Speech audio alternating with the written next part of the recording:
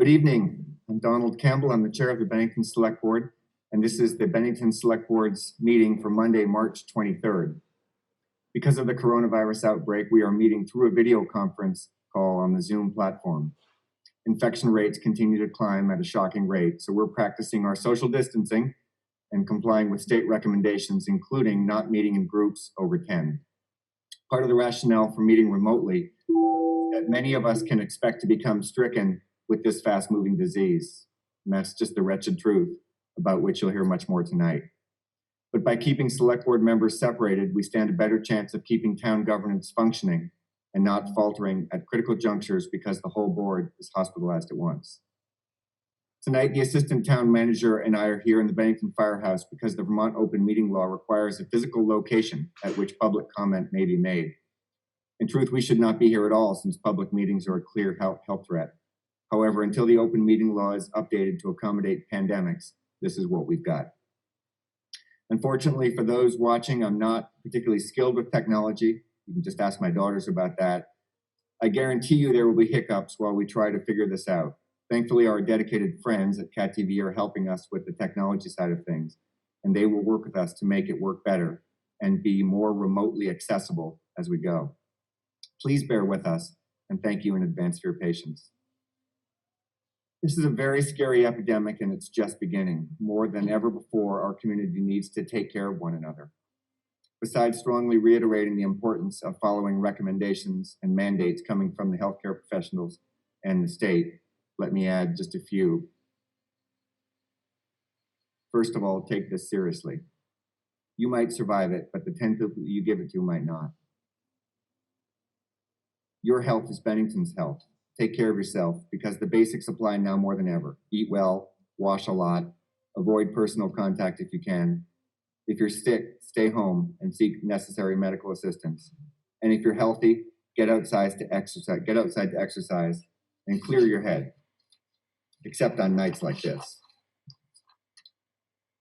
Support your neighbors with care. Keep in touch with those you safely can and don't let people slip through the cracks, especially the elderly, the less fortunate, and the loners among us. Importantly, ask for help. Bennington is full of stoics that would rather chew nails than ask for help.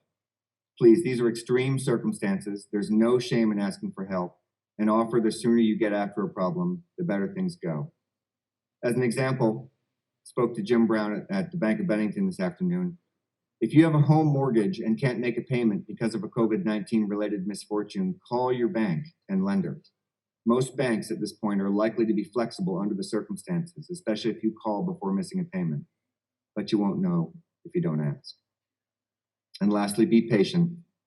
The state has implemented measures until April 6th, but by nearly all accounts, this will be a much longer haul. Make decisions, both personal and financial, as though we're going to be at this for months, not weeks, much as it pains me to say. So our first order of business tonight is to hear from those in the front lines of this epidemic: Department of Health, hospital, school system, and police. Afterward, we'll proceed with our agenda and end with a review from Assistant Town Manager and COVID-19 Town Response Director, Dan Monks. I've asked the board members to keep their microphones muted. They have a little hand raise function that you can't see, but I can see if I'm watching, and Chad will help me look for that. So again, let's just consider this the first pancake in trying this technology, and hopefully we'll get better at it as time goes on. So the first person I'd like to introduce tonight, you can't see her, but she is with us, and she's with the Department of Health, is Megan Harrington. I'm going to unmute you, Megan, and welcome you to our meeting, and look forward to hearing what you have to say. Thank you so much. You can hear me okay? Can. Great. So thank you so much for inviting me to tonight's select board meeting. My name is Megan Harrington. I'm the District Director of the Vermont Department of Health, Bennington District Office. Over the last few weeks, Governor Phil Scott called on Vermonters to help protect our most vulnerable, the elderly and the very ill, and announced several strategies to help slow the spread of coronavirus. Most residents are aware of school and child care provider closures, restricted visitor access at long-term care facilities, and the closure of bars and restaurants. Starting today at 8 p.m., the governor has ordered close contact businesses such as fitness centers, hair salons and barbers, nail salons, spas, and tattoo parlors to also close.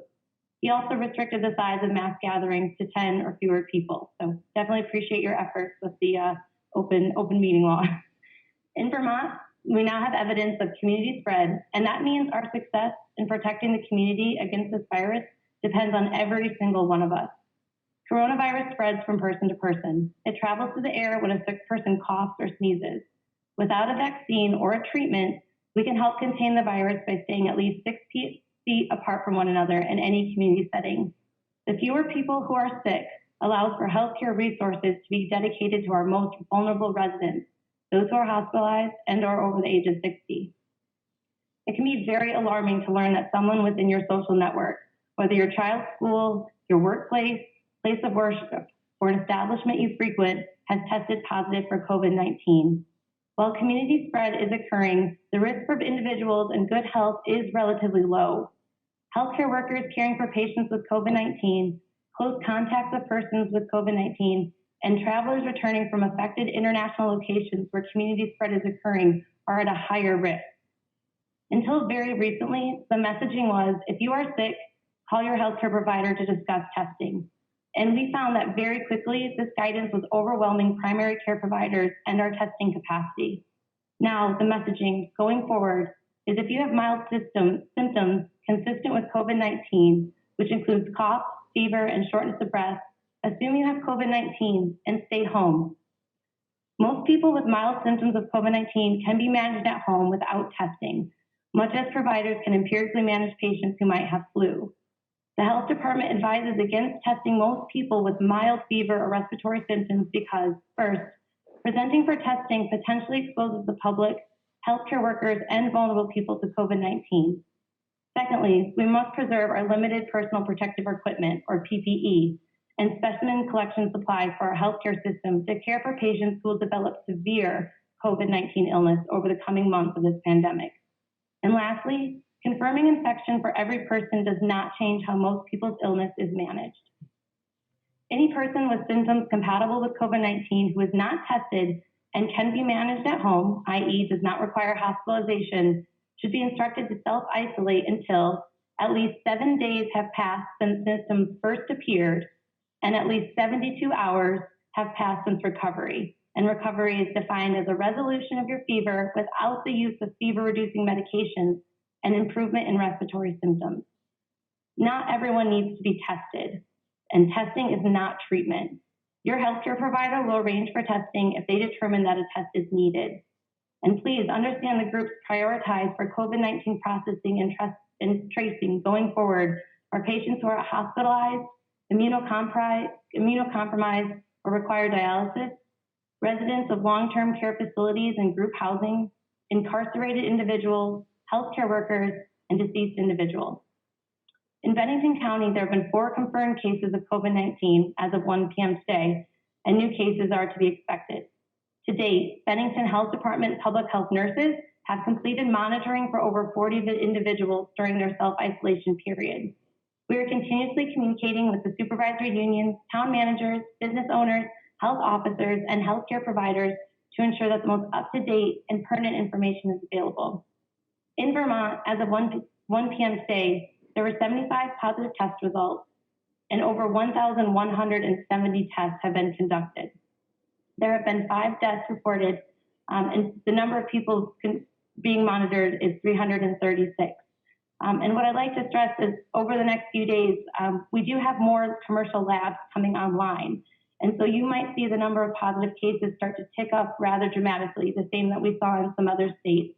And as the more labs are testing and the more specimens that are being tested, we will see those positive cases go up. But please know it's because of increased testing and commercial labs coming online. At the Department of Health, we are also working with community partners to address challenges associated with isolating those with unstable housing, identifying food resources for those facing reduction in income, and providing tele-WIC appointments for new and current WIC families. As you all are aware, information and guidance is changing rapidly. We continue to encourage residents to check the VDH website for the most up-to-date information and encourage our community partners to reach out to our team with any questions.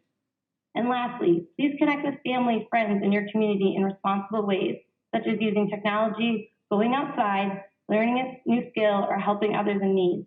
We encourage social distancing, not social isolation. So thank you so much for your time and invitation. I'm happy to answer questions or wait to the end as well. Megan, my suggestion would be, if you don't mind, let's let Tom go ahead and present first. Absolutely. And then maybe we'll see what the board has for questions for Tom and Megan together. How about that? Sounds good. Thank you very much for that presentation. Tom, are you still with us? I am with you. Can you hear me okay? Hello? Can you hear me, Don? I'm sorry, Tom. I muted myself. So first hiccup of the night. I'm now unmuted, but we can hear you loud and clear. Okay. I'm here. Okay. All right. Thanks, Don, and thanks to the select board for the invitation to be here. I'm here tonight with Dr. Trey Dobson, who's our chief medical officer, who's actually been our leader in terms of the hospital's preparation for the COVID-19 pandemic. I do want to say, I'm going to let Trey really kind of give the overview because he's deeply involved in this process, but the entire resources of the healthcare system are focused almost entirely right now on dealing with this challenge. We met with our board last week, and we have certainly the full support of the team to bring all the resources of SBHC together to protect our community and our patients, and certainly our workforce here too. We are preparing to see a significant increase of COVID-19 patients in our region. We are working hard to put together a surge plan that would take the number of beds, and we're licensed for 99 beds in our healthcare in our hospital, even though we haven't operated at that level for probably the better part of 10 years. We are reactivating all those beds, and they will be in operation, fully staffed. We are in the midst of scaling up our nursing staff as well as our medical staff in terms of providing assistance. And we're working closely with other organizations in the state, especially the Department of Health, to get geared up for this increased challenge of the COVID-19. Including that is preparing our facilities in terms of additional isolation beds that will be available to our hospital, and we're also looking at alternative sites if we have to, for our surge plan, if we have to obtain additional space to deal with the patient load. So we are working virtually 24/7 right now in our preparation of this. So I'd like to ask Dr. Dobson just to give a quick overview, and then again, we'll be here to answer questions that the select board may have. Thanks, Tom. So again, this is Trey Dobson. Don, your initial comments were spot on, and then Megan, we're in total alignment. All of her comments were exactly what we are trying to practice and preach here. And I'm not going to reiterate those other than to maybe say, beyond Megan's great comments, we will get questions. She explained it. We will get questioned why we suspended our outpatient testing that was a little bit novel at the time. And they are for the same reasons Megan said. It's wildly transmissible now. It's wildly prevalent. So the testing does not change the treatment plans for mild cases. And we need to save that testing for symptomatic healthcare workers and then those who are sick enough to be hospitalized. And in addition, all of the PPE equipment we need to save rather than use it for all of the testing. PPE, is the equipment she was referring to that is needed to protect staff from getting infected themselves, like the goggles and the mask. So let me just put a little bit more detail into what Tom was talking about with our planning. We anticipate volume that would be nearly 300% what we currently treat in our hospital. And that is based on what other countries and then actually what our country has seen in a couple of hotspots. And that's what the models predict. So we're increasing the capacity to treat about 100 people in our hospital, probably good 3/4 of which would actually have COVID rather than other illnesses. And then we expect a significant volume of patients presenting to our emergency department, despite all of the great warnings and community service announcements that Megan was mentioning. We still know that patients will present here. So we are working to change our emergency department entrance to a method of allowing patients that have respiratory illness that may be COVID to be sent to a different location, probably on campus, and be evaluated, monitored, and then then discharged home, so that the very sick patients that come in and need respiratory help can be seen in our emergency department. We do know that when we do this planning for increased volume, we need increased staff. And then unfortunately, we know many of those staff will get sick, not necessarily from, contracting the disease here, but just the fact that 50 to 75% of people are going to get the illness and a percentage of them are going to be sick. So staffing is something that we're focused on daily. And we are taking staff that were normally working in an outpatient setting, nurses and doctors, and training them to be ready to work inside the hospital where they may not have worked for many years. To be ready for this volume increase. And of course, that's what happened in these other countries, and it was done very quickly. We have a little bit of time, and so we're doing it in a much more controlled manner, which we think is going to be beneficial for everyone. So I'll kind of stop there, and then we can take questions whenever you're ready, Don, and put more detail into it.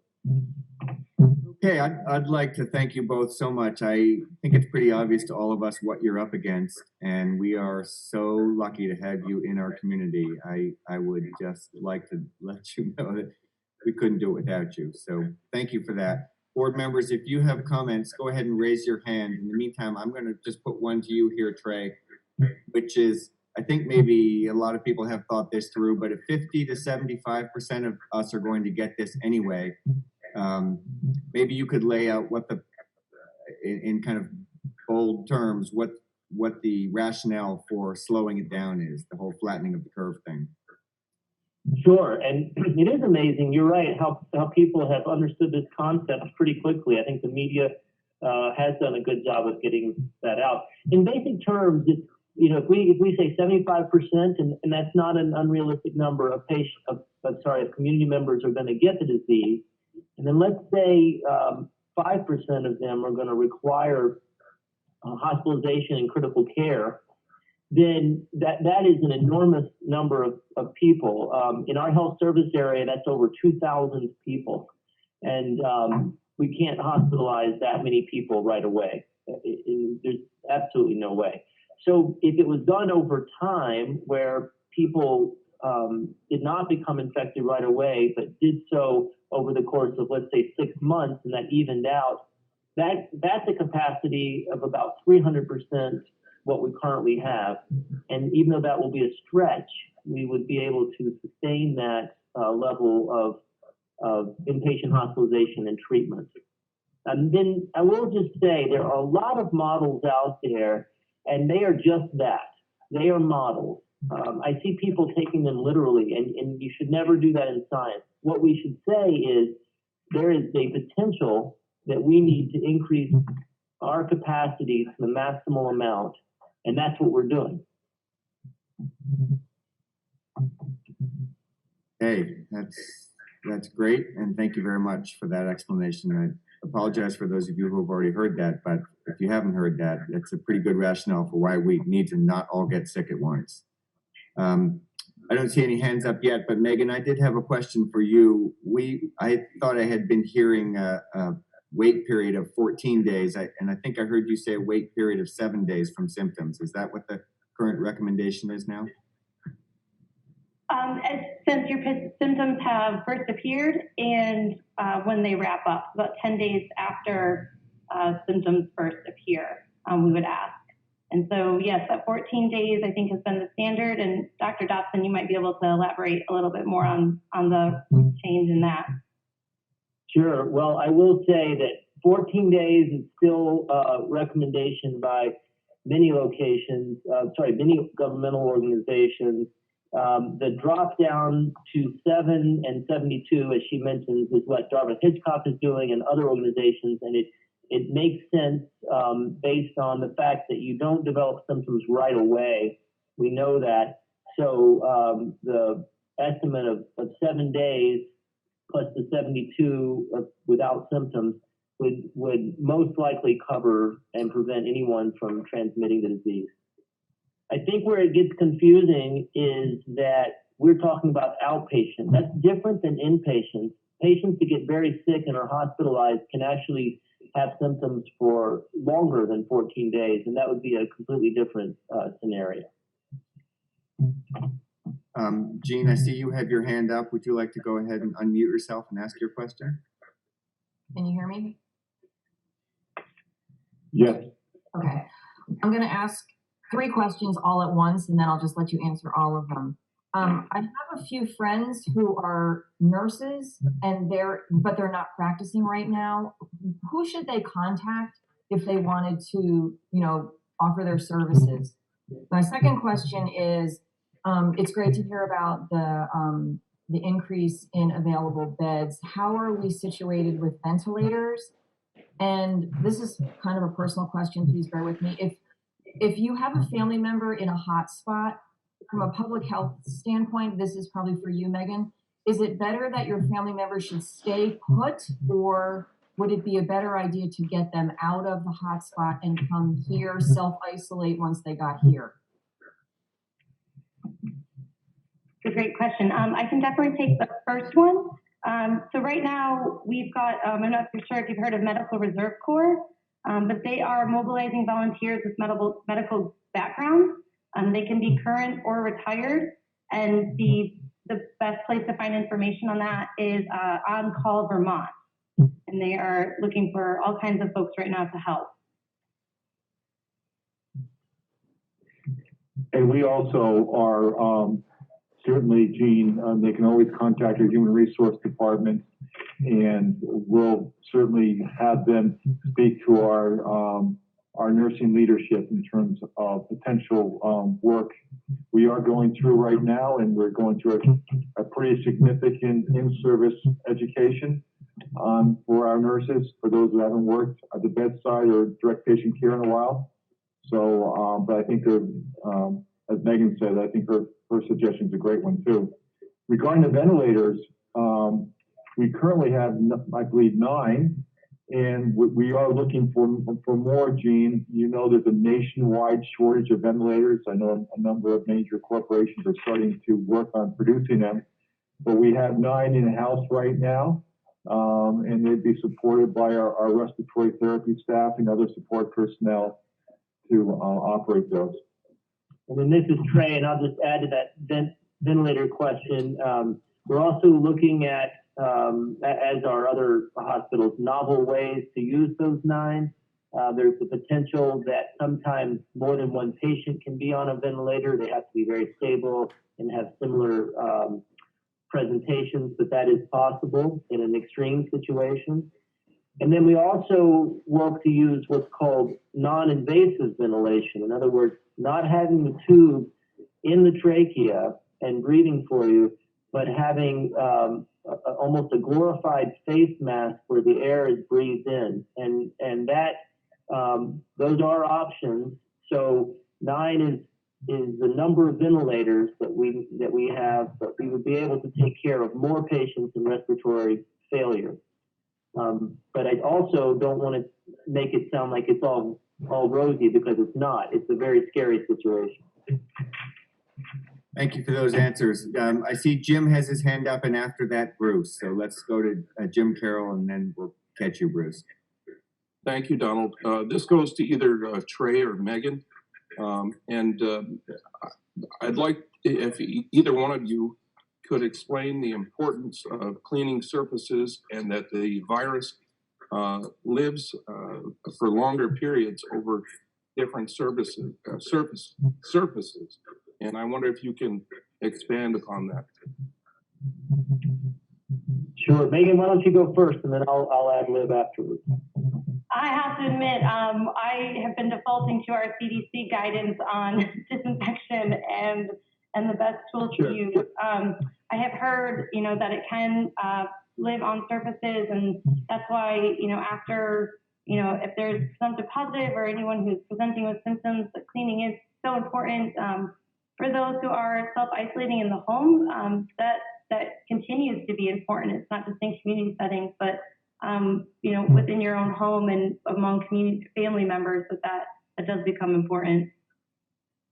That's right. And then I'll just add that we know a lot of this data and these numbers that you read out there, not based on this coronavirus, but other coronaviruses, knowing that viruses in certain categories tend to behave the same as far as disinfecting. So we know that normal disinfecting procedures does remove the virus immediately from the ability to contaminate. What we're not sure on is the duration. That tends to vary for a particular virus. So some viruses live very short periods of time, minutes on other surfaces, and other viruses can live days.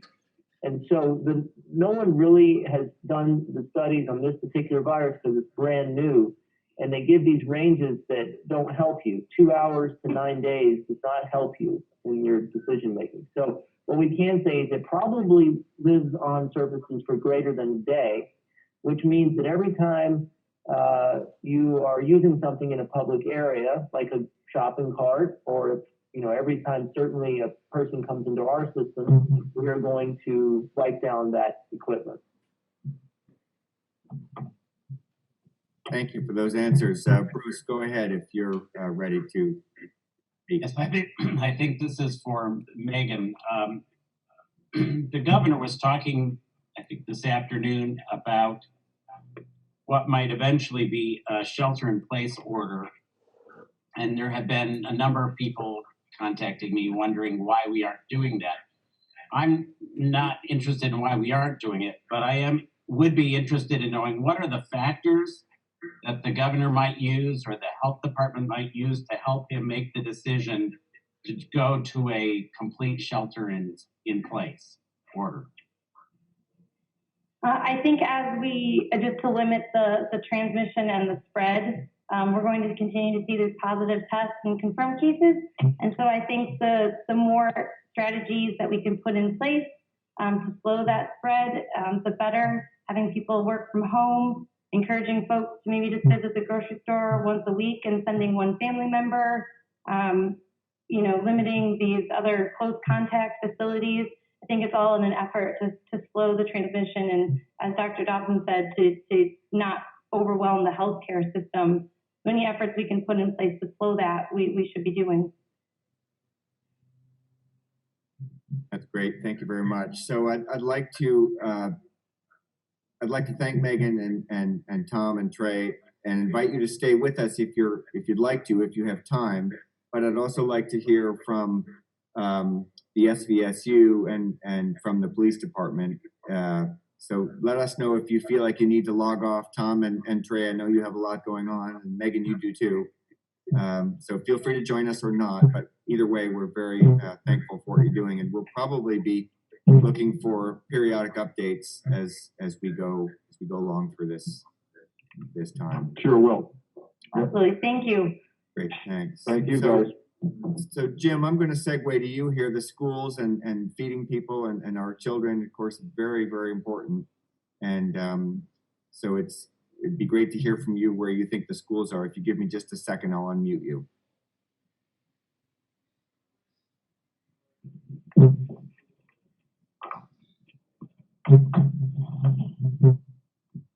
Well, I'm trying to unmute him, but I'm not having any luck. Jim, I'm not sure if I can. There you no. Just unmuted myself, I believe. All right. All right. Maybe we're doing dueling mutes there. Thank you for being with us. Can you hear me now? Yes, that's great. Good evening, and thank you for inviting me. I want to begin by thanking the staff of the SVSU, all our staff, professional and support staff, administration, for all the amazing work they've been doing in such a short amount of time to support our students and their families. There's a lot to cover, and I'm sure you have some questions, but I'll condense to the more important points. As you know, school is closed. It ended on Monday. We ended it a day early because attendance was so poor. It really didn't make sense to continue into Tuesday of last week, so we ended one day early. There's a lot of work that's been going on that everyone should go to our website, svsu.org. There's guides for parents there. There's how-to videos there. Our technology helpline phone number is there. So as we shift to more remote learning, we know that we're going to have some technology issues. And so we have that helpline staffed Monday through Friday from 8 to 1. And that's a good reminder for me to tell you, all our buildings are currently open Monday through Friday, 8 to 1. That with a skeleton staff, that will shift as we go smaller and to try and reduce any threat. And we had been directed to keep our buildings open by the Agency of Education. So but we will. I do anticipate that we'll be closing them and operating them as remotely as possible to keep everybody safe. There's a distinction between the schools are really in kind of a holding pattern right now. We're calling it practice, among other terms, practice of learning, as our teachers use these 2 weeks to ramp up that if we don't return to school April 6th, that we'll be prepared to do learning remotely. So currently there are no new topics being introduced. It is, as I said, a practice of learning that is continuing concepts review, but no new learning. And there's a good reason for that. We're trying to be conscious of the needs of all our students, which includes students with disabilities and special education. And remote learning will not work for everyone, or actual device learning electronically, like this meeting that we're doing tonight, may not work with all of our students. So hopefully we're using this 2-week period to address how we're going to do that. And as you all do in your areas, especially, we're getting new directives daily from either the federal government or state government on how we do that and what the impact of FAPE, which is free and appropriate public education, will impact all populations of our schools. One of the most important documents that we're working on to produce is what's called our Continuity of Education Plan. This has to be submitted to the Agency of Education by April 6th, and it includes everything from what I just talked about, the delivery of education, to our meal plans. So I want to talk to you for a minute about what we call Meals for Students. We started this a day earlier than our target. Our target was last Thursday, and we started with 600 lunches and breakfasts delivered on Wednesday. And today it was 1,974 lunches and breakfasts served.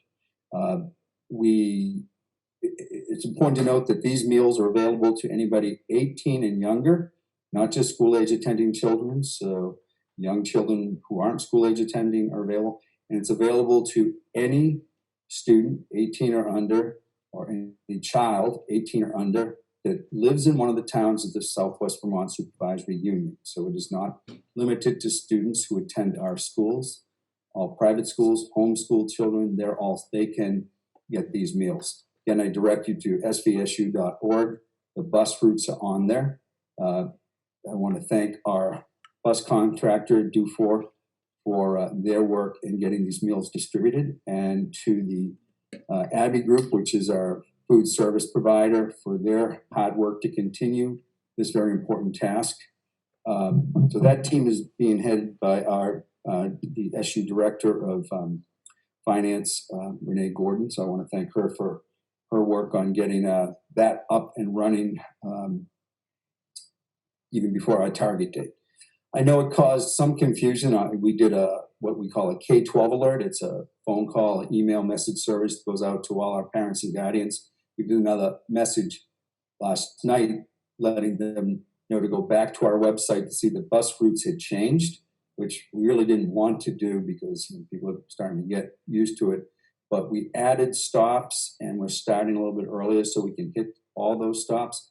And the stops also call for stops, which mean the bus will actually stop the location that people can come to. So that very proud of the work that that group has done to provide essential food service. One bit of humor in all of this is we did get a report back that someone was surprised. They thought they looked at the lunch menu that was still online, and Wednesday was pizza day, and the lunch we delivered was a bag lunch of a sandwich and fruit. So it was we're not delivering our typical everyday school lunch. We're delivering nutritional lunch and breakfast, but it is happening every day. Decision why we're doing it every day as opposed to doing it like on Monday we send out 3 days worth and Thursday 2 days worth or something, which was a plan that we considered, is we want to be assured that that meal gets to somebody every day and doesn't disappear or not get to the intended child that we want to have that meal. So as long as we have the capacity to do that every day, then we're going to continue to do it every day. How many meals are we looking at? We estimate there's 4,000 children 18 and under in our catchment area. Will we hit 4,000? I don't think so. I think that we could see the number 3,000 approach, depending on how long this continues. And our food service director assures me that they can deal with those numbers. The continuity of education plan that we need to submit to the Agency of Education really addresses how we're going to continue to educate our students beyond April 6th if we do not return to the classrooms. So that is still in a draft form. Once it is done, we will release that to the public. Other thing that we were tasked with, the governor's address of March 17th, he stated that childcare would be provided to essential workers in public schools may be providing this service to families. Since this announcement, the Child Development Division and the Agency of Education have been working to develop a system to identify the families who would meet the state's criteria of essential persons and refining the list who is considered essential. And the list is growing of who's considered essential. The governor's office has tasked an early childhood group called Let's Grow Kids to collect the information, and we get daily updates of by county of who may be seeking childcare, essential workers that may be. So that information is being collected by Let's Grow Kids. The list is being matched to available openings in the 974 Vermont regulated private childcare programs first. Once this assessment is complete, the Child Development Division may reach out to public schools to fill the gaps. As of today, they have not reached out to us. We have heard some from parents who are looking for childcare, and we're referring them to this website to register for childcare for essential workers. But as now, the public schools have not been asked to join into this effort. We are planning for that, and with our principals, we don't know what that will look like yet, which building we would house it in, how many staff members we would need to address that need. But we are deep into that planning process. So I would like to tell you. So to help increase our food service, our meals for students, we did order some yard signs, similar to many of board members when you run for office, that we will be placing out to direct people to where you can pick up meals at the middle school. That's one thing, or you can follow the bus routes, and the pickup times are all on our website. And so again, there is an FAQ for meals on our website that answers a lot of questions you may have, or people may have, or citizens. So again, go to sbsu.org. And it's the most frequently asked questions on the Meals for Students. It's updated as of 3/22, and we will continue to update that document as needed.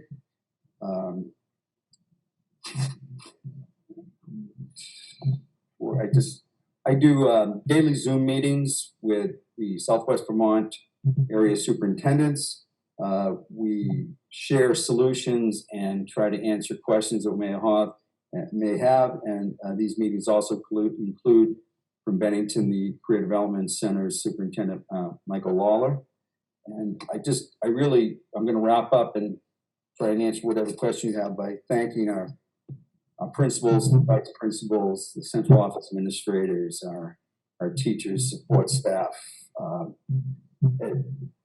our facilities crew for keeping our buildings open and clean. It represents a tremendous effort of, there's over 670 employees in the Southwest Vermont Supervisory Union, and they've been outstanding. I want to thank you for that. Jim, it's obvious that your staff, all of your staff, go above and beyond and do a tremendous amount for our community besides just teaching. And I think we're all extremely thankful for that. It's great that you've been able to mobilize this program as quickly as you have. Jean Connor, I saw you had your hand up a while ago. I'm sorry I didn't call on you at that time. Do you still have anything on your mind? Yeah, I actually didn't mean to have my hand up. I think I've just bumped the button, but I do have a few questions. Do you want me to go ahead? Yeah, go ahead, please. Okay.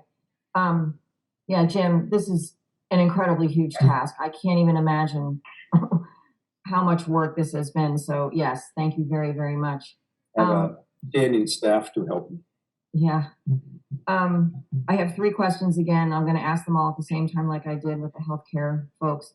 I know there's a significant amount of our number of children who have mental health and counseling that would need mental health services and counseling services. I'm wondering how you're addressing their needs, and the students that school is their safe place and their home situation is not necessarily so.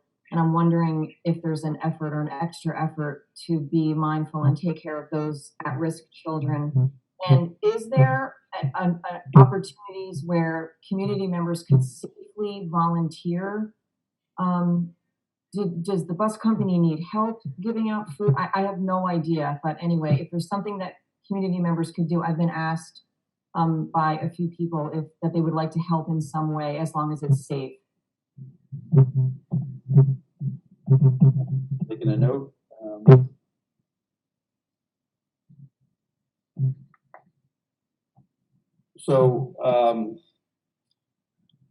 First question, the Director of Special Education, Wendy Foran, and our Early Childhood Coordinator, Kate Abbott, their team is designed to address families with disabilities, special needs, and that need special assistance. So there has been a letter that's gone out to those families that is also on our website, and instructions have gone out to our SVSU coaches, and that's not athletic coaches, that's like academic coaches, and about connecting with students, and also out to our interventionists. Those are people that give extra assistance to students. So we're mindful of that, and I believe we are addressing it. That, as I said earlier, in our continuity of education plan, which is the state's term the plan that we have to submit, that is one of our biggest challenges, is meeting those students, because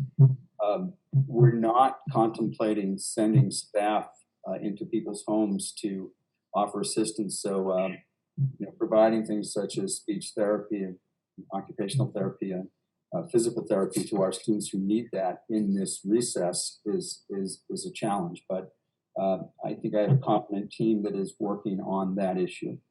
As far as the help issue, we've had a lot of people ask if we need assistance, and at this time, no, we don't. And we're also limiting exposure. So our staff, so we're trying to keep it with people who are working together and not bringing in any outside groups at this time.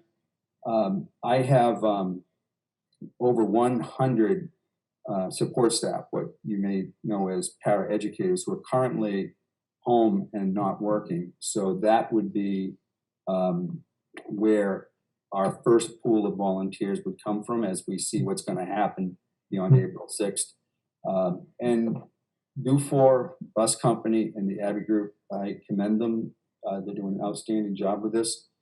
But it is also keeping their workers employed, which is a very important thing, that we don't really overtax unemployment. So, in our goal, I should say right up front that we're following state guidelines, and we're continuing to pay everyone, including our hourly workers. And so that would be the first pool we would go to.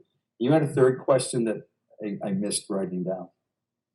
It was sort of piggybacking on the students that need mental health and counseling services. I'm worried about the children whose homes are not safe, that, you know, their home situation is really tenuous, and school is the safest place that they have to go. And now that they can't go to school, I fear for those children. I share that fear. All I can say is I think everyone on our staff does, and we're trying to address it the best we can, and seeking guidance from the state, as well as, so I know that Wendy Foran, our Director of Special Education, and Kate Abbott are we get daily communications from Gates for Education, guidance on what we can do to address that, because it's a big priority. Thank you very much, Jim. Are there any other questions from the board? I'd like to hear from Chief Doucette if we can. But Jim, if you'd be willing to hang in there for another minute or two, it'd be great to see. I'm sure your work interfaces a little bit with the health department, and a little bit with the hospital, and a little bit with the police. And so if you can hang in there just a little longer, that would be great. Thank you. So Chief Doucette, thank you for being with us tonight. I think probably everyone who's watching this can see that your actual name is Catherine. So you may have to explain that a little bit. But we are very grateful to have you with us here, and looking forward to hearing your report. So to add a little humor to this, I have to say thank you to my daughter, Catherine. I did do a little research on Zoom because, like you, Mr. Campbell, I'm not, I know some things about technology, but I've never used Zoom. I did order a new phone. It did not come in time, so I'm using Catherine's phone. So my name is Catherine temporarily for the next 45 minutes or so.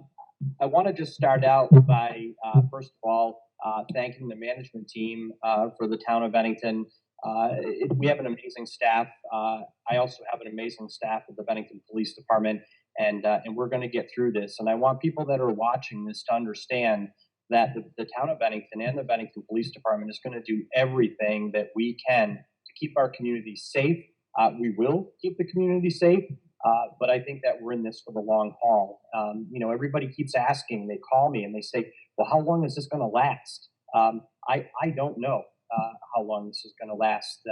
We could go through April 6th and put our kids back in school and drive on, or there is potential for this going on for 10 to 12 weeks. I just simply don't know the answer to that.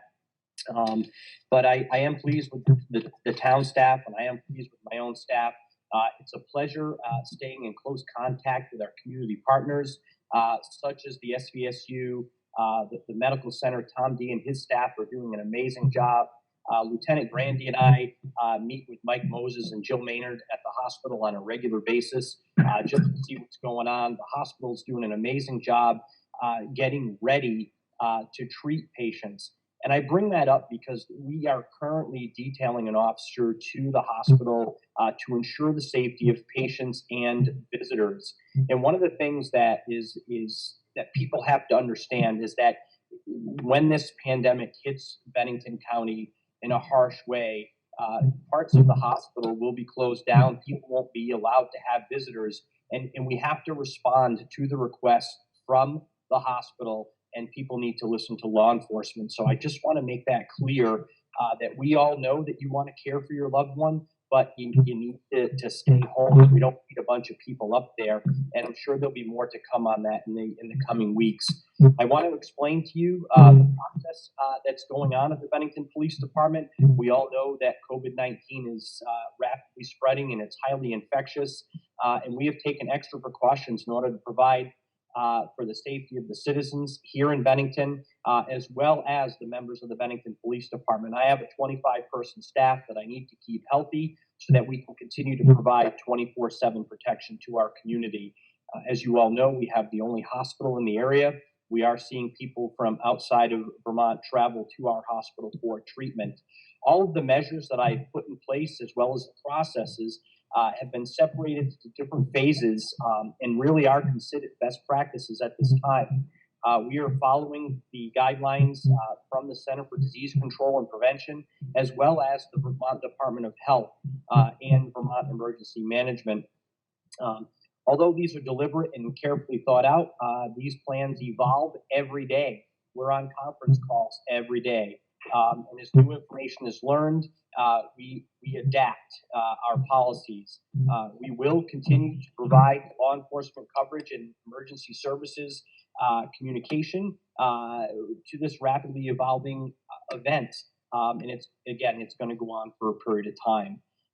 We will do our best to get through this for everyone in the community and our surrounding communities.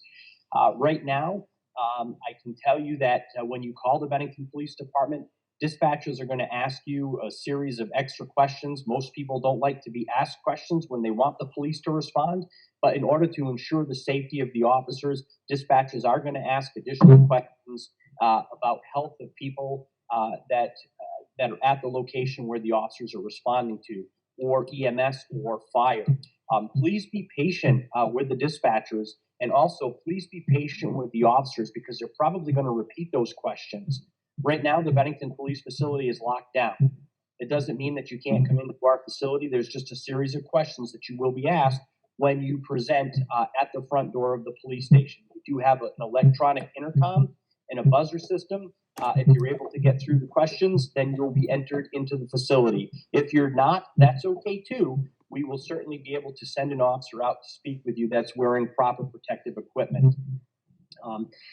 I want to share with you that at this point in time, we are okay with cleaning supplies as well as personal protective equipment. However, we will run short. There is this nationwide crisis as far as personal protective equipment. We do know that there are local contractors that have N95 masks. We would love to have an additional supply of N95 masks if they're available. So if you are a contractor and you're willing to help the police department and our other emergency responders in Bennington, you can certainly give me a call. I can arrange to pick those up where they can be dropped off. We are working with other community partners. I'm sure that you all saw the video that's gone viral that has almost 1 million views now, where we helped Walmart one day when they had 17 people calling sick. Another example is we are working within the community to make sure that people are receiving food at different locations. And this is not an advertisement, but I want to share that certain stores in Bennington, grocery stores, Hannaford, Price Chopper, Walmart, are all doing early arrival for our seniors, because we want to make sure that they're taken care of. Seniors can't be out in the community with others at this point. We prefer that they not, just because they don't deal with COVID-19 as well as the younger generation. For example, tomorrow morning, the Bennington Police Department will be at Walmart at 0600 to 0700, 6 a.m. to 7 a.m. to assist the elderly and to assist the seniors. They assure me that the shelves will be stocked, and we're going to make sure that we have staff there to help our elderly residents get in and get out of the store before they open at normal times. That's just things that I've elected to make sure that my people are doing, and my staff has really stepped up. They are changing their schedules. They're volunteering to do things. They check in with Lieutenant Grandy and I before they go home to see if there's anything else that they can do. I'm just very, very pleased with the performance of my staff at this point. We are slowing down some of our operations. You're not going to see as much traffic enforcement. We are checking buildings on a regular basis. A lot of businesses are closed, and we want to ensure the safety of the community and at the same time protect our assets. So I am happy to answer questions from anybody, and they can certainly call me at the office, and I'll do my best to get back to them. But our goal is to protect the citizens of Bennington and citizens from surrounding communities. Bennington is a very strong community, and we will get through this. Thank you, Chief. That's great to hear. And I think we probably have a lot of questions for you. I would like to make space for Megan and Tom and Trey to jump in here. I've just recently muted you three, so I'm going to unmute you in case any of you have any responses you'd like to make to either the SVSU or the police department. Give me just a second.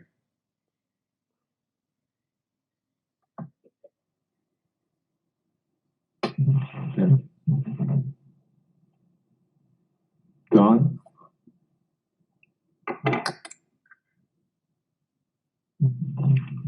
Go ahead, Tom. No, I just want to, again, thank Paul, Doucette, and the police department for their terrific support they've given the health system now and in the past. They've been a terrific ally, and we are unfortunately having to do more restrictions on our visitor policy. I know that's painful for the community as well as for us, but really we are trying to protect our patients and our staff. And so as of tomorrow, we will be limiting our inpatient visitation house-wide here. And, you know, we will be allowing visitation for spouses and partners to be there with their expectant mothers in terms of the birth process. And we also allowing parents to go in to be with pediatric patients, and also relatives to visit patients who are going through end-of-life hospice care. But otherwise, we're totally limiting our visitation of people into the hospital. So I just want people to be aware of that. We will be sending out a press release and out so the community is aware of it. But that is a major short-term change in our policies. I want you all to be aware of that. That's an important update. Thank you, Tom. Megan, anything from you or Trey? I just want to commend SVSU on their meal delivery to kids. I know SU, BRSU, schools in Arlington and Sunderland as well are really doing amazing work putting meals on the bus. I touch base with friends in other communities, and that's not the same strategy that their schools districts have used. So really applaud that effort. It's a really great thing to see for our community. Trey, how about you? I heard you try to get in there a minute ago. No, Trey had to go down to our emergency room. I'm done, so he's not here right now. Okay, great. Chief, I have two quick questions for you. Thank you for that presentation. Like many people, I have a big box of contractor masks, N95 contractor masks in the shop, but it's opened and I've taken a few out and the rest of the box kind of has been sitting there for a while. Are you still interested in things like that? Yes, sir. As long as they're in the box and they look clean. I mean, at this point, we're getting calls, Mr. Campbell, from surrounding communities because the state of Vermont put out that they would like you to communicate with a vendor and then request mutual aid from neighboring communities. I know that some of the fire departments locally are lacking PPE. I would be happy to accept that and probably split them up between local fire departments. And yes, the answer is yes. Great, thank you. My second question for you is probably obvious. Your staff has done a great job of keeping me up to date 7 days a week, but not everybody else has had the benefit of this. I know that you have an emergency preparedness plan in place, but if somebody's watching the show and they hear that there's going to be a 50 to 75%, or there may be a 50 to 75% infection rate, I think the obvious thing to wonder is how will our police department keep going under those circumstances? If you could just give a few words on that, please. Yes, sir.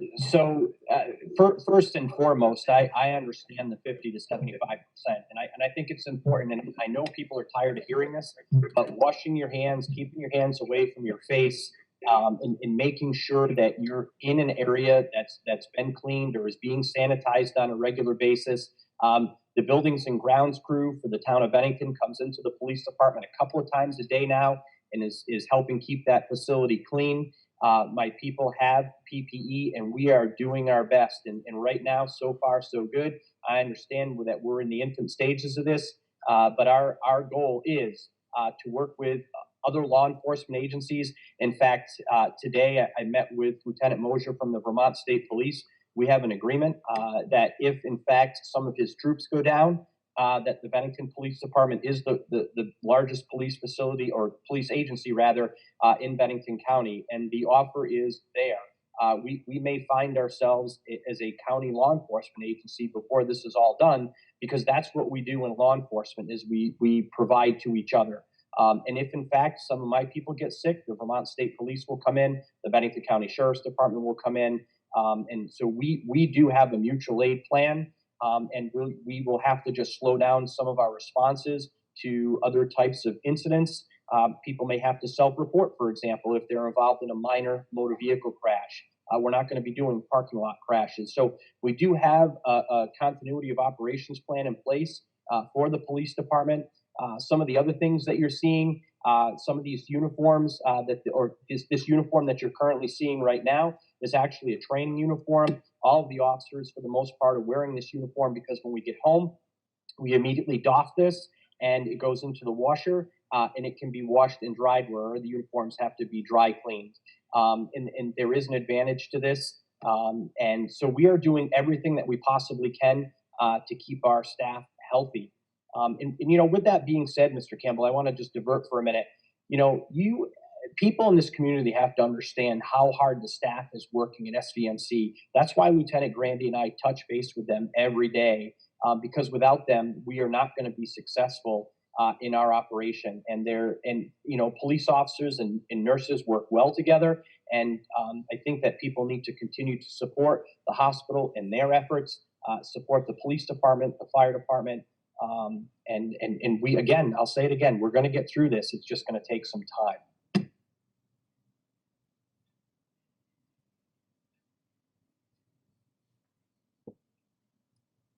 Jim, I know you had an additional comment that you wanted to make that got by you. Let me make space for you here. I think it's important to note that one thing we did, we opened up our public Wi-Fi access, so you can sit in the parking lot of any one of our schools and get onto our guest Wi-Fi, which is important because we know that many of our families do not have access to Wi-Fi at home, but it's also available for all community members who may not have it.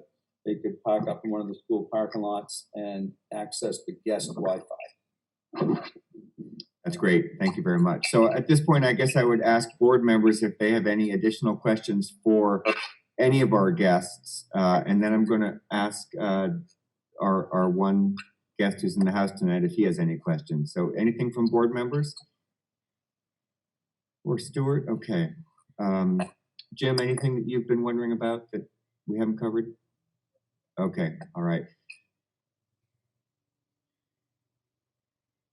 I am going to very briefly unmute our telephone guests and tell you again, thank you very much for being with us. At this point, because there's a little background noise that comes from the telephones, I'm not going to crash you out, but I am going to mute you for the rest of the call. If you'd like to stay with us, you're welcome to. If you'd like to watch on Cat TV, you're welcome to do that as well. Thanks, Don. Excellent. Thanks, Don. Okay, thank you very much for joining us. Bye-bye. I'm also going to goodbye. I'm going to take a moment to unmute Nancy Lively and make sure that she's been able to catch all this. Nancy, are you? Is this working for you as a secretary? Sort of. My phone went out, but I got another phone, and I think I got most of it. It's just a little bit from SVSU that I can catch on Cat TV. Okay. Yeah. Well, fortunately, Cat TV seems to be catching everything as we go. So good. Keep up the good work, and we'll try not to go too fast for you. Okay, no, we're good. Okay, I'm going to mute you again, right. Nancy, and you'll probably stay muted unless there are questions on the minutes when we get to the consent agenda. Okay, fine. Thank you. So, board, this is a lot to take on, and I'd like to really make sure that everybody realizes how much is going on in this community. These, our staff members, as the chief alluded to, and as Jim has alluded to, and the people at the hospital are clearly working extremely hard every day of the week. So the second order of business for tonight is the consent agenda, which are the minutes of March 9th. Well, before I go into this, let me just say we're going to have three quick things that we have to take care of, and then when we get to the manager's report, if you're still with us watching this on Cat TV, we will have a longer manager's report than usual, as I say, from Dan Monks, who has been the director of the COVID-19 response. As you can see, Stuart is with us, Stuart Hurd, our town manager, but he is in self-isolation after having just traveled. Our health director asked him to consider doing that, and thank you for doing that voluntarily, Stuart. We're glad you're not in the town office getting everybody infected. So the first order of business then is to go to the consent agenda. I'm going to unmute. I think I'm going to unmute everybody here if I can. Let's see if this works. I have now unmuted you all except for one telephone call. And so I would ask you just to remember not to make any unnecessary noise if you can while we do this, but if, all right, this isn't gonna work. Too much noise. Let me try this. Let me go back to muting all. Okay, you're all muted again. We're gonna have to do a hand raising system. What we'd like to do is to approve the consent agenda. That is the minutes of March 9th, 2020, and the warrants and the liquor license, which are formidable. We have had a chance to review them. If board members have any questions, now would be the time to raise your hand and identify them for the secretary or for the rest of us. And if not, I would look to my vice chair for a motion to accept the consent agenda. I move that we accept the consent agenda. Thank you. Do I have a second? I'll second. Thank you, Chad. Okay, any conversation about any of the following any items on the consent agenda? No? Okay, if not, I would say I'm going to unmute you very briefly. And I would say all in favor, please say aye. Aye. Opposed? Aye. Okay, so the consent agenda has been approved. Jim, I'm Jim Colkeen. I know that I just got a chat from you. You don't need to stay with us. Thank you very much for being here tonight, and we will keep you posted. We may ask you to come back in the very near future. Thank you. Okay. Thank you and good night. Thanks, Jim. Okay, the second agenda item for us is public comment. We have been prepared to accept public comment, but as I say, there's nobody here except for Jim Syrian from the Banner. Jim, you of course would have the opportunity to make public comment, but seeing none, we'll move on to the next item of agenda item. This is a measure that was recommended to us by attorney Jim Barlow. This is a precautionary measure so that if we do start getting sick, if select board members start getting sick, that we would be able to continue the town's business by having the warrants still get approved. And I'm sorry that this didn't get much circulation time, but I would love to try to approve this today if possible. I'll read it aloud. This was circulated by Dan Monks today at around noon. For so long as the state of emergency regarding COVID-19 is in effect, the select board authorizes the chairperson and/or vice chairperson to approve orders for payment of bills and invoices, including payroll, warrants, and to approve liquor licenses. A summary of approved payments and licenses shall be sent to all members of the select board promptly after the approval by the chairperson or the vice chair. And again, the point of this is just to make sure that we have capacity to keep the town running if it's not, if we can't get a quorum together. So if this sounds like something we'd like to do, I guess I would accept a motion. I would move that we adopt that motion. Thank you, Bruce. Do I have a second? Somebody press their space bar. Thank you very much. So we would have, I guess we have an opportunity for conversation here. Is there anybody who feels like we need to parse this out a little bit, or can we pass this as an emergency measure? Obviously, as long as we have a board that can function, we don't have to use this power, but this would be if we have so many members sick that we can't pull a quorum together. Okay. Well, then I would say, I'm going to unmute you all, and I would say, all in favor, please say aye. Aye. Aye. Okay. Any opposed? Okay, I'm muting you all again. Nancy, for the record, that was unanimous, that was approved. And the second item of business, I don't have in front of me. Thank you, Dan. The second item of business is the approving the formation of the Southern Vermont Communications Union District and appointing a representative to the governing board thereof resolution. And I have this in front of me. I can read it aloud. Would the members like it read aloud? Okay. Whereas the town of Bennington at the annual meeting thereof held on March 3rd, 2020, elected to form the Southern Vermont Communications Union District under the Provision 30 VSA Chapter 82. And whereas the town of Bennington has good reason to believe that one or more other towns have elected to form the district at their annual meeting held on or near the same day. And whereas, as provided in Section 3059 of said chapter, the legislative body of each member town shall appoint annually on or before the last Monday in April a representative and one or more alternatives to the governing board of the district for 1-year terms. And whereas, as provided in Section 3060 of said chapter, the governing board of the district shall hold its organizational meeting annually on the second Tuesday in May, following the appointments contemplated in Section 3059.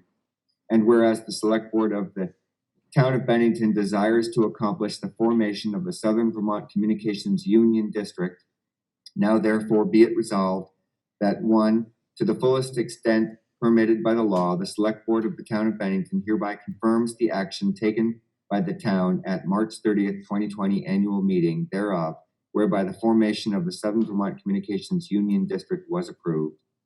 2, the select board of the town of Bennington hereby approves the creation of the Southern Vermont Communications Union District and its qualification as a communications union district under the provision of 30 VSA Chapter 82.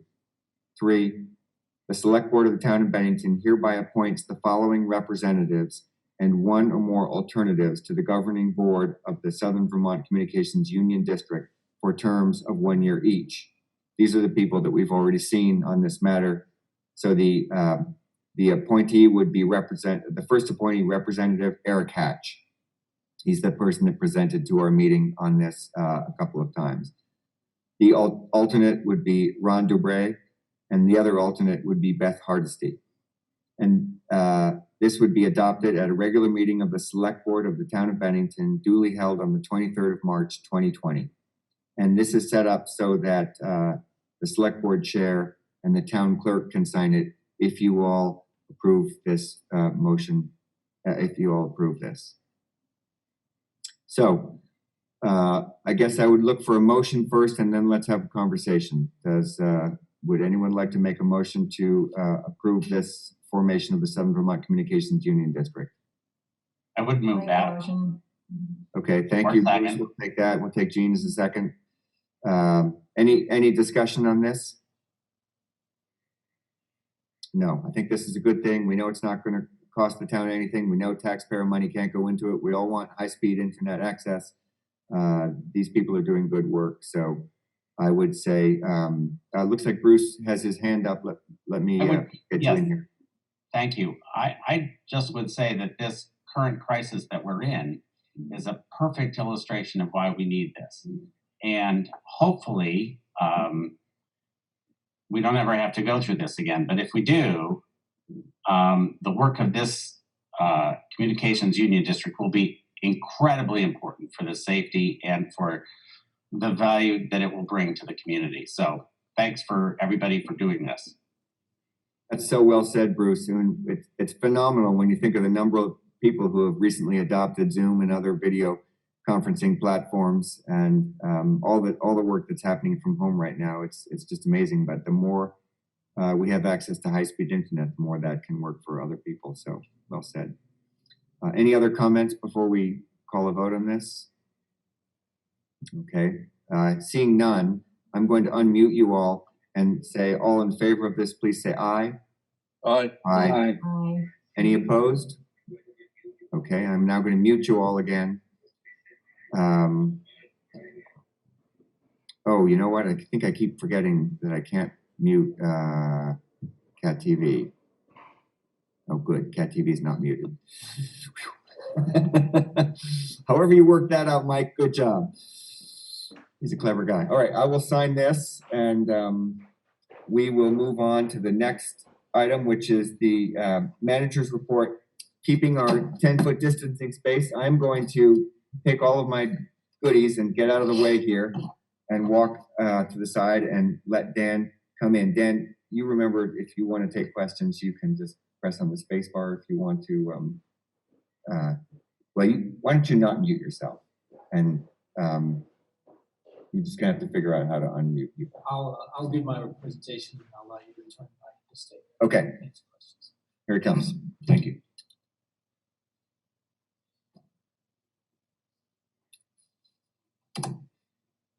Hello, everyone. You might not want to touch the keyboard. I'm not going to touch anything. Thank you. Donald asked me to give an update to everyone about what the town's doing with its facilities and its employees and with delivery of our services, just to update the public. I will say I hope most of this is not a surprise to any of you on this conference call or to the public, because we have been trying to communicate fairly regularly with the public and with the select board, all of these measures that we've been taking. And so I hope that we've been successful in that, but this is just another way to keep pushing that information out to folks in the community. I'd like to start off by thanking the select board, and especially Donald Campbell and for your support throughout this whole process. I want to thank all of our community partners who have been incredibly collaborative and supportive, as you heard this evening from some of them, as we try to implement this response to the COVID-19 pandemic. And I'd like to especially thank the employees for their commitment to continuing to provide service to the community, and always with a positive attitude. And they've been incredible, and I'm very thankful for all of their support as we've worked through this and continue to do the best we can for the citizens of Bennington. Most of what we've been doing has been on the advice of our partners at the Department of Health and SVMC, and also trying to implement CDC recommendations as well as orders of the governor, and just trying to stay ahead of all of those things and making sure that we're doing our part to keep our employees safe and keep the public safe while continuing to provide essential services. Some of the measures that we've taken, we've closed all of our town facilities to the public, including the senior center and the recreation center and in the town office. I would like to note, in particular with regard to the town office, we are still available by phone and by email and by mail. And we are trying very hard to continue to provide service to everybody in as seamless a way as possible, without allowing the public to enter the facilities.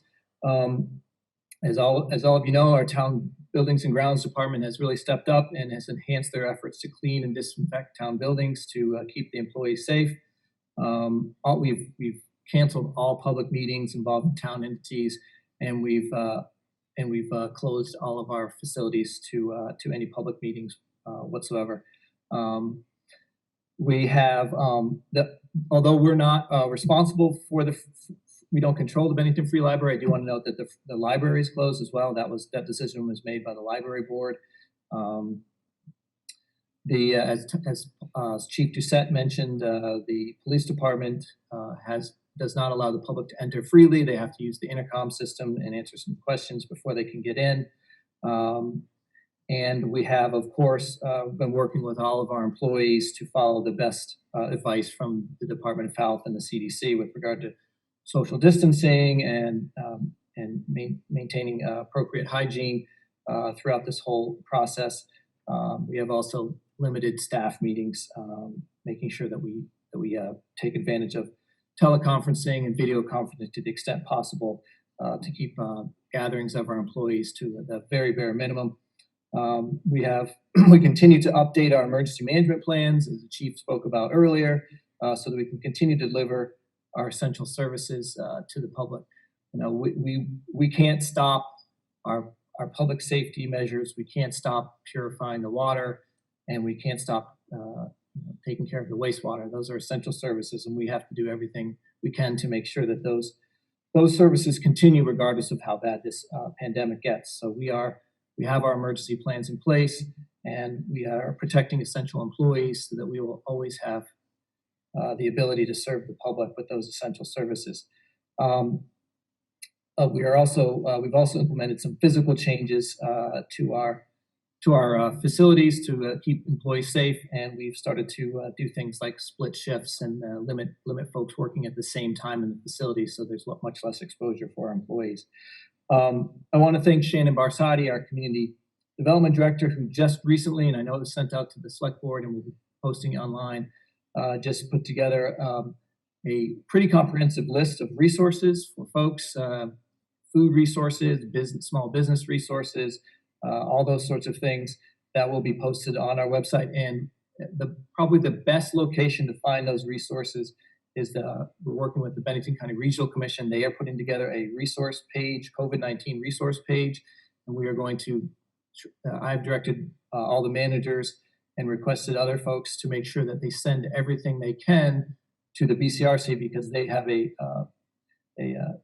individual who is putting all that information together, and we're posting it on their website, and that's the Bennington County Regional Commission. That website will be probably, we hope that to be the most comprehensive one as far as listing resources for everyone.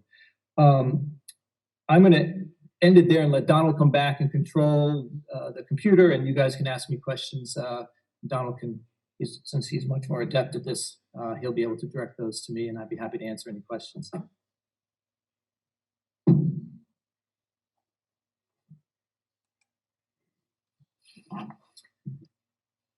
Thank you, Dan. I don't know if you knew what it was going to be like when Stuart took his annual vacation after town meeting this year, but you've had quite a run, and you've done an amazing job. You have been working every day, and you've been working really hard, long days, and we're all very grateful. So I would say, any questions from any, you know what, before I do that, why don't I, let Stuart in here, who might need a little unmuting. And Stuart, you are now unmuted. Would you like to say anything? Nope, he's just waving. Okay, we're going to mute you again, Stuart. I think it goes without saying that Dan and the staff have done a tremendous job. I'm sorry? Yeah, they've done a tremendous job, and I'm sitting here in the comfort of my home, self-quarantined, but I am in daily contact with them, and I think it's incredible the amount of work and the amount of effort that the staff has done. Thanks. Yeah, thank you. And we're hoping, we've got our fingers crossed for your good health, Stuart, and your return to duties as soon as you can. So good luck with the self-quarantine. So Jim? I'm good. Stuart, Jim Therian has asked if you would be willing to explain a little bit more why you are self-quarantining, and that's a sort of a little bit of a personal health matter, but if you'd like to talk to that from an educational point of view, I think that might be nice.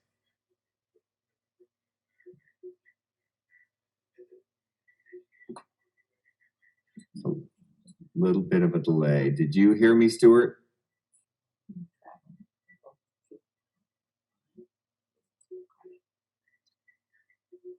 Yes, I can. My wife and I were traveling for our vacation. We were visiting the Caribbean islands.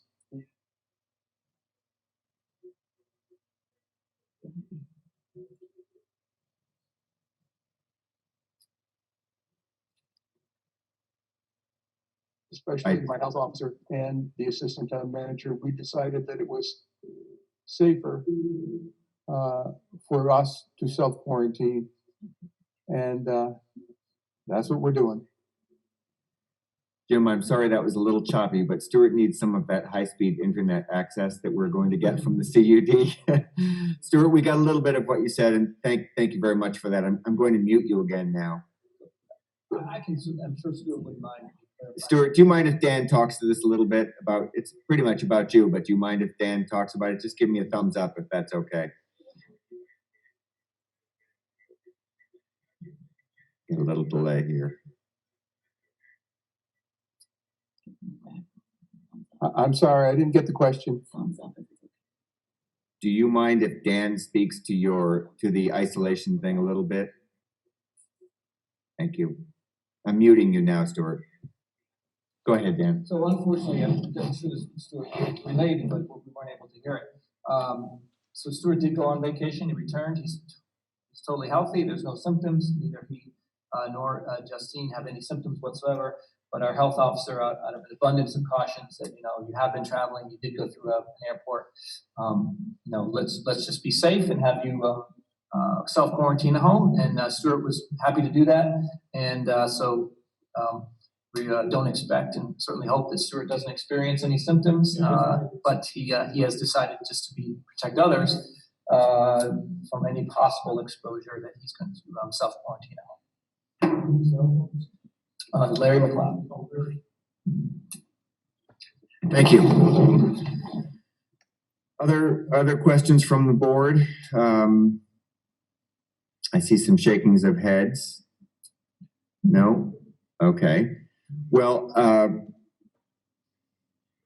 that's a good report, Dan. I think one thing we have been thinking about doing, and I'm not sure how this would play with everybody, I don't think decided how this would work with Catamount TV, but one thing we have been thinking, Dan and I have been speculating about, Jeannie, I haven't even had a chance to mention it to you yet, just came up this afternoon, is maybe we should be doing a little update on a weekly basis in the short term. Perhaps not a full board meeting, because that comes with a lot of minutes and a lot of everything else, but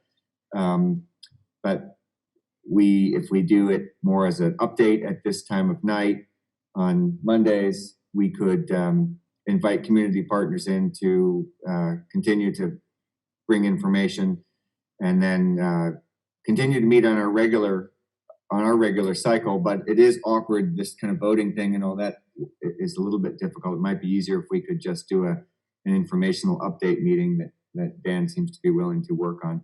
We would not do that from the firehouse. We would do that completely remotely, so that there would be no people in the same room if we do that. So does that sound good to everybody? Shake of the head would be all I'd need on this. Okay, great, thank you. So we're going to, we have not put an agenda, we've purposefully not put agenda setting on this agenda, because I think we're going to have to see how this plays out. We're just going to have to be flexible and be ready to take what comes at us. We will meet on our regular schedule. We'll meet via this platform, unless there are any strong objections. We're going to work at trying to figure out a way that we could increase the ability of people to have digital or some kind of call-in access. It's not easy to manage that, but we're trying to figure out a way that we can do that, and we'll try to do that by the time we get to our next meeting. So the next thing I would move to would be other business, and normally I only call on people if they have something to say, but one of the technicalities that I failed to abide by in this meeting was that whenever you do a teleconference, a phone conference, you're supposed to have everybody state their name at the beginning of the meeting. And I guess I was nervous or something, and I blew past that stage. So good night, Jim. Thank you for coming. So I'd like everybody to just say their names, please, just in an abundance of caution. I know it's written on the screen, but the open meeting law just doesn't talk about video conferencing. We need to bring that law up to date. So I'd go in this order. I guess I'd ask you to say your name and then any other business if you had it. Bruce, Chad, Jean, Jeannie, Jim, in that order. So go ahead, Bruce. Bruce Lee Clark. I hope people are watching.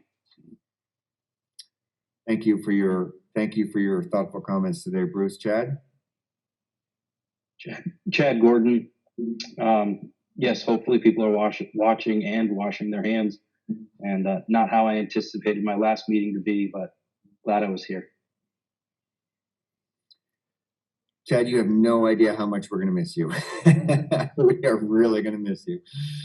And it's been great. Working with you has been really a pleasure. It's been wonderful having a direct link to the schools, and your energy and everything you brought to this board has just been phenomenal. I'm sure other board members would agree with me. Jean? Hi, I'm Jean Connor. I want to reiterate, Chad, you have been a fantastic board member. I consider you a friend, and I am going to miss you so much. I love your cut to the chase. You have such practical ideas, and you're going to leave a huge hole in the select board. We've got, Sarah's great. No, I didn't mean to disparage her at all, but we really are going to miss you, and I hope you'll consider running again when your kids are out of the house and you have an empty nest. Jeannie? I echo that, Chad. I'm sorry this is the way your last meeting is going, but thank you for being such a valuable board member. Donald, I do want to update just a couple things because I have been tracking food, transportation, and emergency shelter.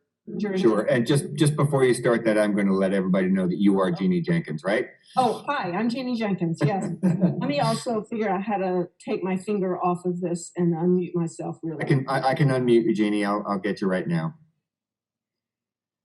I believe. Are you, maybe we may be going at it at the same time.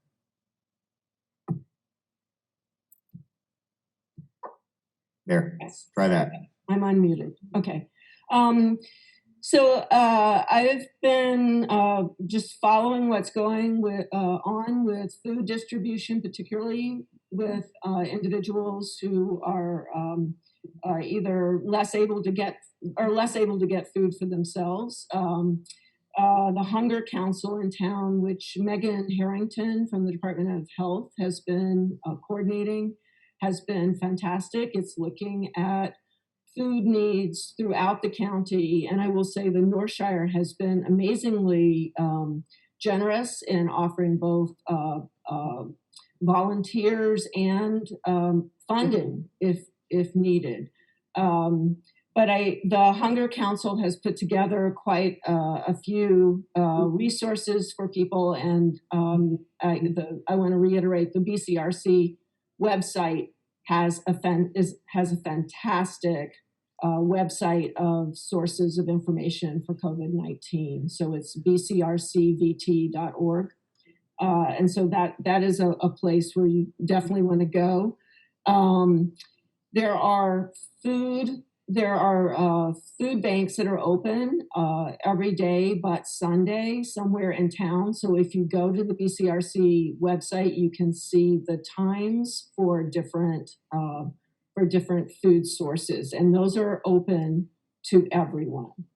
The Meals on Wheels is still operating, and one of the things that's been wonderful is watching how people have come together. Green Mountain Express is now helping out with Meals on Wheels, as well as it is helping with people in emergency housing.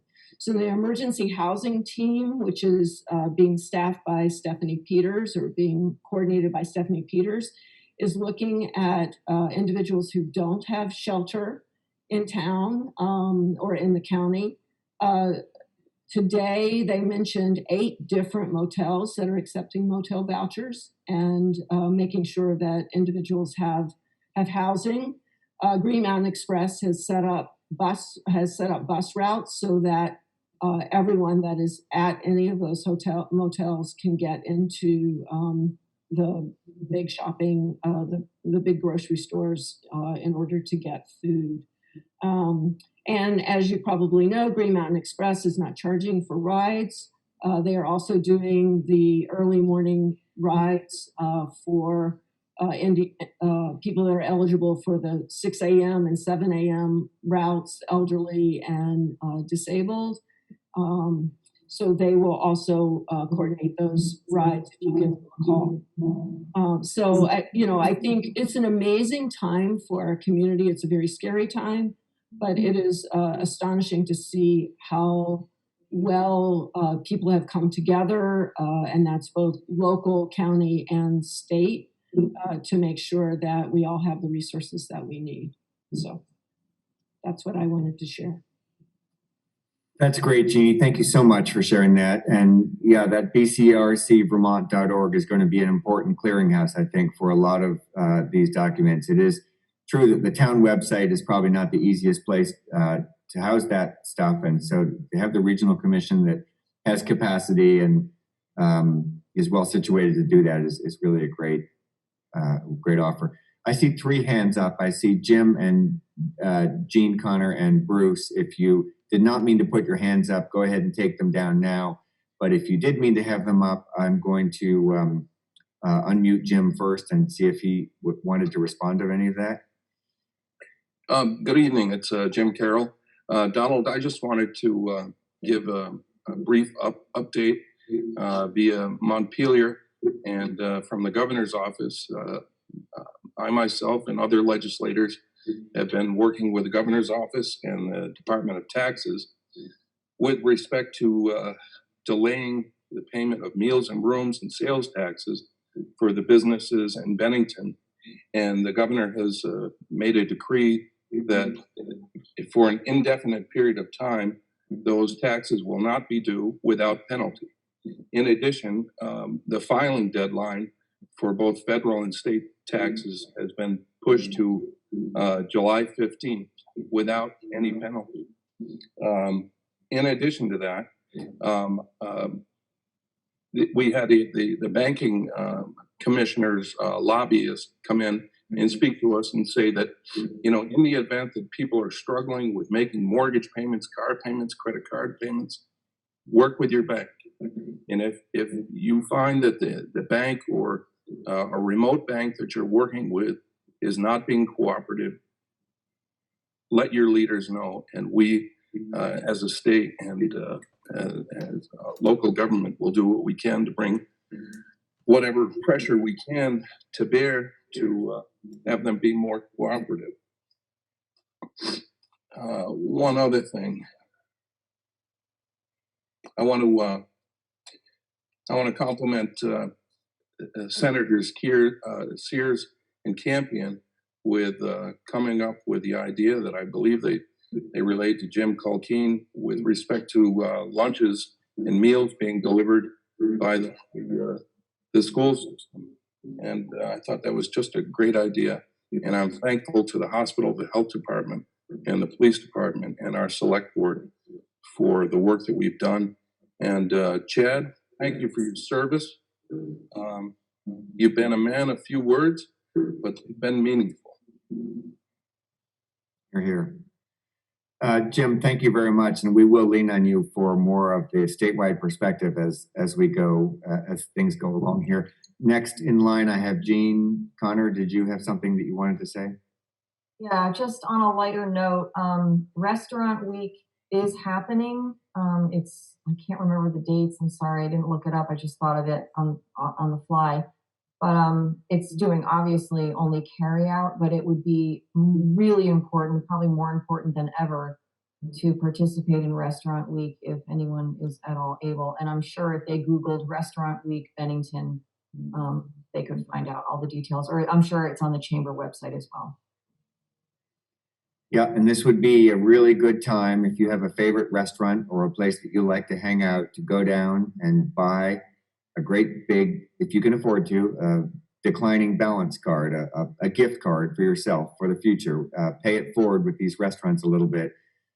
We all want these restaurants to be in place when we get through this thing, and it's going to be really tough for them to get through the next few months without the kind of income they're used to. So if you're in a position to and you have a favorite restaurant, I would strongly encourage you to go pay it forward in any way that you can. Bruce, did you have something you wanted to get in? Yes, just to piggyback on Jeannie, she mentioned that there are no food pantries that are open on Sunday, but the Sunday supper that is served ecumenically, but served at Second Congregational Church is still being served not as a group, but as a takeout. So that's still available for folks who need some nourishment on Sunday afternoons at 5. It's on Hillside Street. And Restaurant Week is this week, and the Chamber site has all the information and the participating restaurants. Great, thank you very much. Well, I think that's it for other business for us tonight. I know it's been a whirlwind the past couple of weeks. It's hard to imagine what we were thinking about and worrying about 2 weeks ago, but it's very clear that that's all changed, and we are here and now, right now. So, board members, thank you so much for embracing this new technology. I know it was didn't get a lot of training on it, and you had to kind of jump in, sink or swim style, but you all did a great job with that. Sarah Perrin, we're looking forward to having you join us at our organizational meeting. I'm sorry it's going to be like this. It won't be in person, but we will look forward to having you join the board formally when that time comes. And Mike Cutler, if you can hear us in Catamount TV land, your organization has just been amazing. Cat TV was really there for us when we needed you.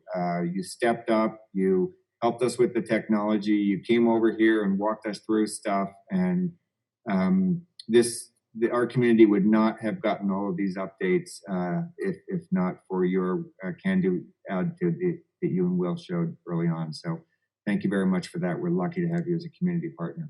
You're welcome. Unless there are other orders of business, I would look for a motion to adjourn. So moved. I'd look for a second. Second. Thank you very much. Before we take this final vote, I think we all need to say, Chad, we love you. Thanks very much. It's been awesome working with you. But Thank you. I'm not going far. Take care, Chad.